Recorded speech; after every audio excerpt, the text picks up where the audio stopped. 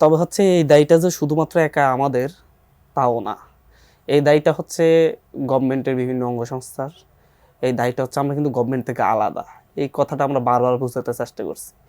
এই দায়টা একই সাথে হচ্ছে আপনার রাজনৈতিক দলগুলোরও, এই দায়টা হচ্ছে আপনার এই যে কয়েকটি গণকবর আছে, প্রতিদিন গণকবর খোঁজ পাওয়া যাচ্ছে, এই গণকবরগুলার যদি সে শনাক্ত করা না হয় তাহলে তো খুব একটা সহজে পূর্ণাঙ্গ তালিকা প্রকাশ করা পসিবল হবে না। বাট 1640 জনের মতো একটা তালিকা তো অলরেডি প্রকাশ করা হয়েছে আমাদের পক্ষ থেকে, বাট গভর্নমেন্টের পক্ষ থেকে এখনো হয়নি। আপনাদের বলা হয় যে আপনারা হচ্ছেন গভর্নমেন্টের প্রেসার গ্রুপ, আপনারা সবসময় গভর্নমেন্টের উপর প্রেসার ক্রিয়েট করছেন এবং নিশ্চিতভাবে যেহেতু এই সরকার বলছে যে আমরা ছাত্রদের দ্বারা নিয়োজিত সরকার, নিয়োগপ্রাপ্ত সরকার, তাহলে আপনাদের নিশ্চয়ই কিছু বিশেষ দাবি আছে সরকারের কাছে যে এই দাবিগুলো আমার পূরণ করতেই হবে। সেই দাবির মধ্যে কি এগুলো আছে? আমি শুরুতে এই জন্য বলছিলাম যে আহতদের যে চিকিৎসা, পুনর্বাসন থেকে শুরু করে তাদের একটি তালিকা তৈরি, এই দাবিগুলো নিশ্চয়ই আপনাদের আছে। আপনাকে যদি একটা কথা বলি যে হচ্ছে গভর্নমেন্টের কাছে মানে হচ্ছে আমরা যারা হচ্ছে বৈষম্যবিরোধী ছাত্র আন্দোলনের আমরা যারা লিডিং এ আছি, গভর্নমেন্টের কাছে আমাদের তেমন একটা রিস্ক নেই। এখন যেমন ধরুন হচ্ছে একটা প্রয়োজনে আমি আজকে একজন উপদেষ্টাকে গতকালকেও মেসেজ করেছি, আজকেও মেসেজ করেছি, কল করেছি, উনি এখন পর্যন্ত রিসিভ করেন নাই। আমার আজকেই প্রথম করেছে, ওনাকে মেসেজ করে পরিচয় দিয়ে হয় না। নিয়মিত আপনাদের সাথে যে যোগাযোগ থাকার কথা, নিয়মিত তো দূরের কথা, আমি একটু আপনাকে খোলামেলায় বলি, আমাদের পছন্দের এবং হচ্ছে আমাদের নিয়োগকৃত আমাদের হচ্ছে আমরা যাকে নিয়োগ করেছি তিনি হচ্ছেন ডক্টর মোহাম্মদ ইউনূস। জি, ওনার পাশাপাশি আমাদের একটা বিষয় আজকে এখানে আমার মনে হয় ক্লিয়ার করা উচিত। বাংলাদেশে 5ই আগস্ট রাজনৈতিক দলগুলোর যেই মানে গণ অভ্যুত্থানে, আমাকে একটু সময় দিবেন, আমার মনে হয় জাতির কাছে এটি স্পষ্ট হওয়া দরকার। গণ অভ্যুত্থানের সেই 5ই আগস্ট কি হয়েছিল? 5ই আগস্ট যখন হচ্ছে আমরা সানখারপুলে গুলি খাচ্ছিলাম, বাসা থেকে আগাতে পারছিলাম না, আশপাশে লাশ পড়তেছিল, ঢাকা মেডিকেলে যখন লাশের সারি, তখন সেনানিবাসে রাজনৈতিক দলগুলোর সকল নেতারা গিয়ে সেখানে বৈঠক করেছে। অথচ আসিফ মাহমুদ, নাহিদ ইসলাম তারা তখনও গুলির মুখে, তাদের খোঁজ কেউ নেয়নি যারা এই আন্দোলনের নেতৃত্ব দিচ্ছে। এমনকি সবচেয়ে ভয়ঙ্কর বিষয় হচ্ছে সেই মিটিংয়ে মানে হচ্ছে সেখান থেকে বের হয়ে বঙ্গভবনের যে মিটিংটা হয়েছে, 3 জনকে নিয়ে যাওয়া হয়েছে ছাত্র প্রতিনিধি বানিয়ে, যারা বৈষম্যবিরোধী ছাত্র আন্দোলনের সমন্বয়কদের কেউ ছিল না। এভাবেই সেখানে গভর্নমেন্ট ফরমেশনের একটা চেষ্টা চালানো হয়েছিল। আপনারা কি ফাইন্ড আউট করতে পেরেছেন যে কারা এই আমি কাজটি এখানে করলো? আর বেশি কিছু বলতে চাচ্ছি না, জাস্ট এতটুকু বলতে চাচ্ছি, আজকে বলা হয়ে থাকে যে গভর্নমেন্টটাই আমাদের, বাট বাস্তব হচ্ছে সেদিন আমাদেরকে মাইনাস করে গভর্নমেন্টটা গভর্নমেন্ট ফর্ম হতে যাচ্ছিল, সেখান থেকে বার্গেনিং করে সেখানে আমরা আমাদের গভর্নমেন্টের স্টেক হিসেবে, সেখানে আমাদের বৈষম্যবিরোধী ছাত্র আন্দোলন গণ অভ্যুত্থানের স্টেক হিসেবে আমরা বললে আমরা আমাদের সেখানে 3 জন মানুষকে দিয়েছি। অনেক বার্গেনিং এর পরে ডক্টর মোহাম্মদ ইউনূস, নাহিদ ইসলাম, আসিফ মাহমুদ, সেখানে আমরা আমাদের আরো কয়েকজনকে চেয়েছিলাম, কিন্তু রাজনৈতিক দলগুলোর বার্গেনিংয়ে বা হচ্ছে আরো যারা স্টেক হোল্ডার ছিল তার বার্গেনিংয়ে সেখানে আমাদের পক্ষে আমাদের যারা হচ্ছে অন্তত যারা সামনের সারি থেকে নেতৃত্ব দিয়েছে তারা যদি আজকে থাকতো, নাহিদ ইসলামের মন্ত্রণালয়, আসিফ মাহমুদের মন্ত্রণালয়, তাদের কাজের গতি নিয়ে আর অন্য মন্ত্রণালয়গুলোর কাজের গতি এক হচ্ছে না। এটা আপনাদের কাছ থেকে শুনতেছি।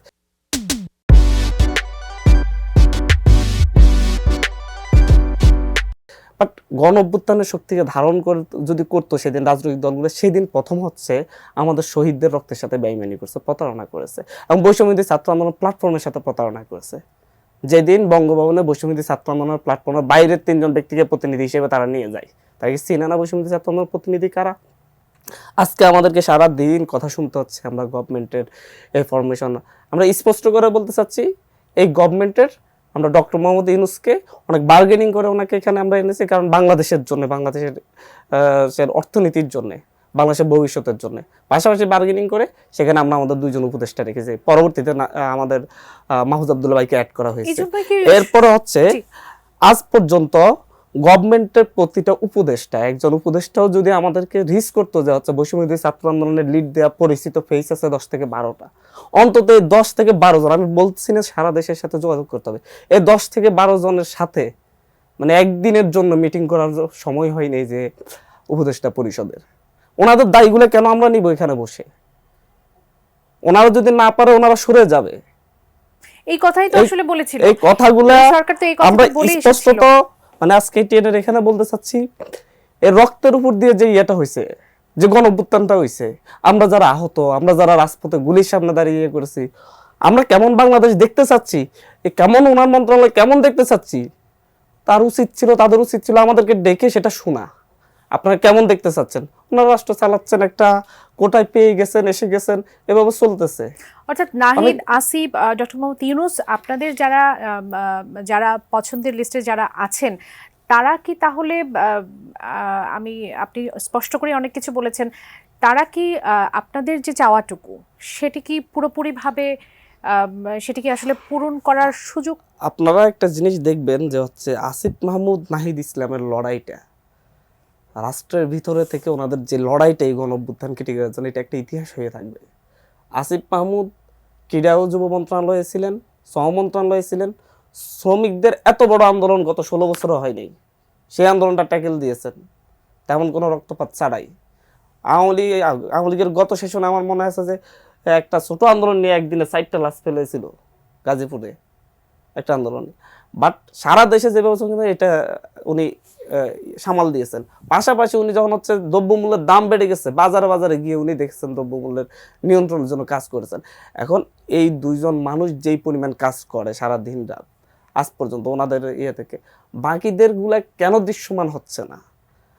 এখনো কেন 3 মাস চলে গেছে, জাতির সামনে এসে একজন উপদেষ্টা কেন বলতেছে না যে হচ্ছে একজন উপদেষ্টা দাঁড়িয়ে যে হচ্ছে আমি আমার মন্ত্রণালয়ে এই এই সংস্কার করে ফেলেছি, আমি এইভাবে আমার মন্ত্রণালয়ে দুর্নীতি বন্ধ এটি করেছি। কিন্তু জনগণের প্রশ্ন যে আমরা ওনাদেরকে জানতে চাই। ওনাদেরকে সাংবাদিকদেরকে ফেস করতে কি ওনাদের কি কষ্ট হচ্ছে? আমাদেরকে ফেস না করুন, জাতির কাছে আসুন।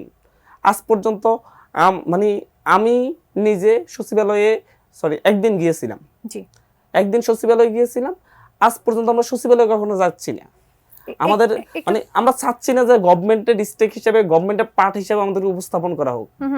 আমরা চাচ্ছি হচ্ছে আমরা স্বাধীনভাবে গভর্নমেন্টকে চাপ প্রয়োগ করে আমরা যে মানে যে গণঅভ্যুত্থানের যে স্পিরিটটা, যে গণঅভ্যুত্থানের যে ছাওয়াটা সেটা পূরণ করতে এখন আমাদেরকে ওয়ান কাইন্ড অফ এই যে যেভাবে মানে হচ্ছে সারা দেশের মানুষ আমাদের উপর আকাঙ্ক্ষা করে, সারা দেশের মানুষ আমাদেরকে মনে করে হাজার হাজার বিষয় নিয়ে আসে, মনে করে যে আমরা গভর্নমেন্টের সবকিছু সমাধান করতে পারি। সারা দেশের মানুষ কিন্তু জানে যে সমন্বয়করাই আমাদের নতুন বাংলাদেশ উপহার দিবে, তারাই সংস্কার করবে, তারাই আমাদের এই সমন্বয়কদেরকে এই গভর্নমেন্টে কতটুকু অ্যাক্সেস দেওয়া হচ্ছে?